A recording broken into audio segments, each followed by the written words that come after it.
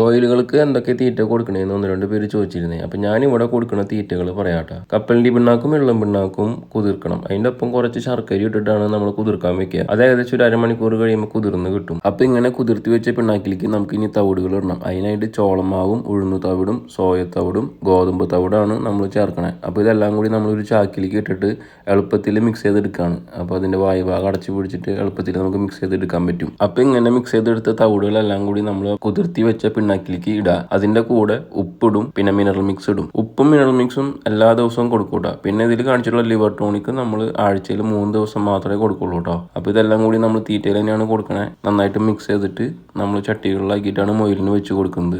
അത് ഓരോ മൊയിലുകൾക്കും ഓരോ അളവായിരിക്കും. കുഞ്ഞുങ്ങൾക്ക് കുറച്ചും വലുതിന് തിന്നണതിനനുസരിച്ച് കൂടുതലായിട്ട് ഇട്ട് കൊടുക്കും. അങ്ങനെയാണ് നമ്മൾ മൊയിലിന് തീറ്റ കൊടുക്കുന്നത് കേട്ടോ. പിന്നെ ഇങ്ങനെ തീറ്റ കൊടുക്കാൻ ബുദ്ധിമുട്ടുള്ളവർക്ക് പെല്ലറ്റ് മേടിച്ച് കൊടുക്കാം കേട്ടോ. പിന്നെ ഇത് ഓരോന്നും എന്തോരം വെച്ച് എടുക്കണം എന്നുള്ള അളവ് ഞാൻ ഡിസ്ക്രിപ്ഷനിൽ കൊടുക്കാം കേട്ടോ.